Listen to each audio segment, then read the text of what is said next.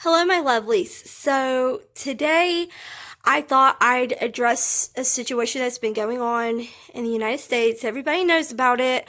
Our children are going back to school, either electronically or in person. It all depends on your state and your child's health and your personal preference. Now, I can safely say that in my state, the numbers are really low. So that's not to say we are safe. That's to say that we're not in imminent danger as of yet.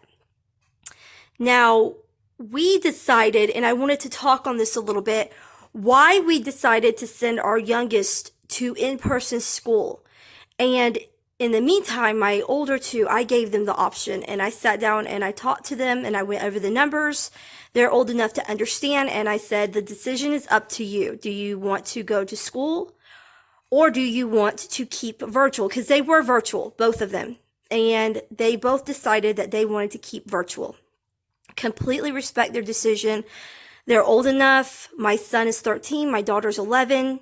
But we had the youngest. Now, our youngest, as I've explained in the past, has level 2 autism requiring substantial support. So right away, we knew that we were going to have to do something. So we started therapies. He's in speech, occupational, physical, and ABA. And immediately the therapist said that he needed to be, if possible, in school because his physical health is fine. He doesn't get sick very often. He can pretty much, now he's taking physical therapy, but that's for his muscle strength. Other than that, he's physically a typical child. He's just on the spectrum when it comes to autism. So we sat down, we looked over the numbers, we looked at everything that was going on. We talked to parents. Oh, did we talk to parents? I can't even tell you how many parents we talked to. All the parents that we knew combined. And then we even reached out and spoke to a few parents that we didn't know.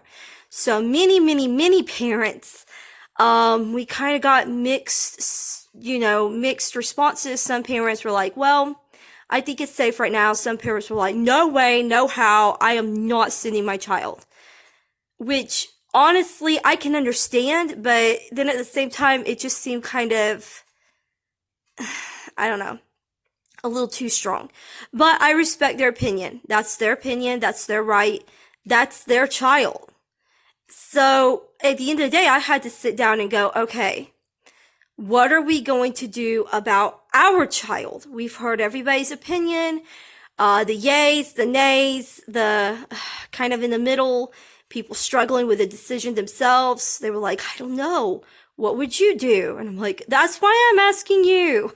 So in the end, we were just like, I'm going to ask somebody else. So, it was just mixed answers all throughout.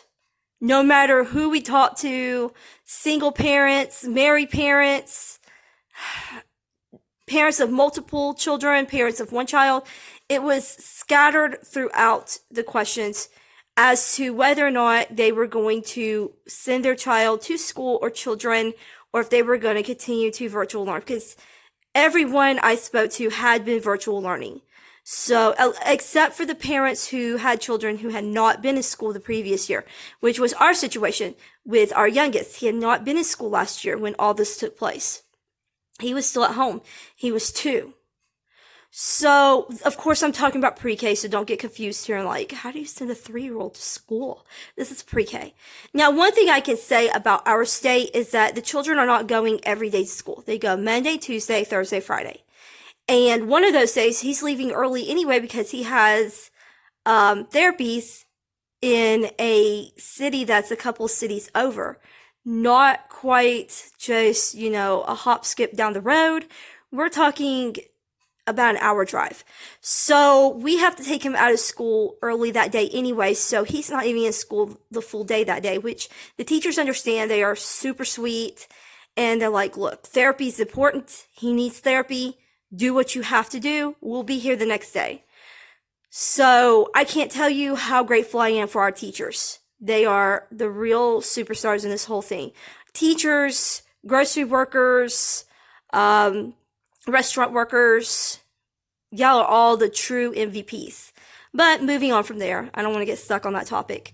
We decided at the end of the day that we were going to send our youngest to school. Were we nervous? Yes. Were we concerned? Yes. Were we also confident in the ability of our teachers and our school to keep our students safe? Yes, of course. They will do everything in their power to keep out this horrible virus. Parents are not allowed to go in. Everybody has to wear a mask. Now, the preschool students do not wear masks, but they are like, once they enter those doors, nobody else enters. And you don't enter the pre-K building until it's time to get out for school. So they are on complete lockdown. Nobody's allowed to just walk right in. The doors are locked. The teachers wear masks and face guards. They are very careful.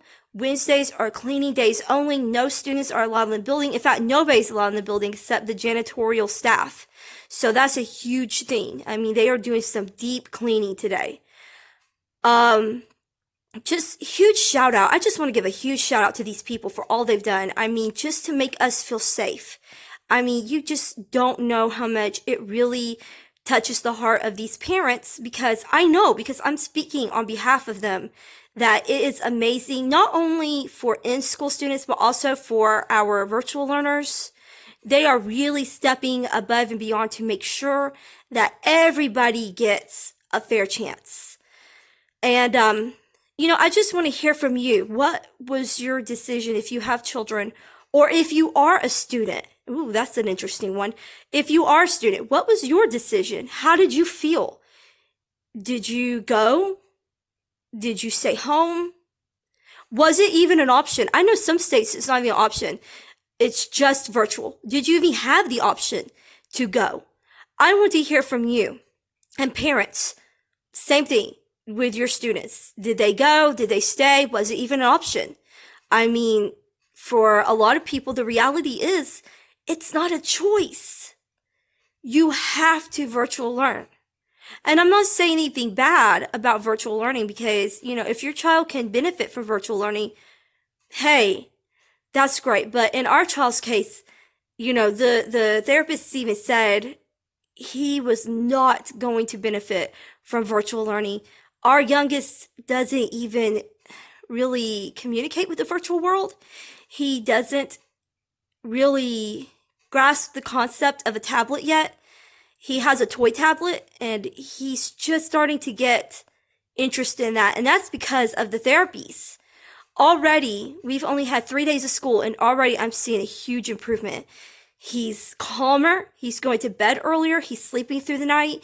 He's happier. He's making friends. And I couldn't be happier. And, so I don't get to come visit my child for lunch. Boo-hee-hoo. I'll get over it. If it keeps my child safe and keeps the school open, that is fine. We'll have a snack after school. I'm not going to sit down and cry about it. It's fine. Anything to keep my child safe. Anything to keep their children safe. Anybody to keep our children safe. So, just what's going on, in other parts of the world where you're at with the school, system and setup and whole situation. Let me know. I want to know, and I hope everybody's staying safe out there. I know this is kind of a short video. I'm just super busy these days. I am still here. I will post as regularly as I can, but with 3 children in school, it is just, you can only imagine. Some of you, may be going through this with multiple children in school. But let me know below. How are you coping? Are you coping? Are you out of wine? Do you need help? Shout out an SOS to the bottom, and I'll, try to make a video just for you. So let me know how you're doing, and I hope you're all staying safe. I love you a lot. Best wishes from over here. See you later.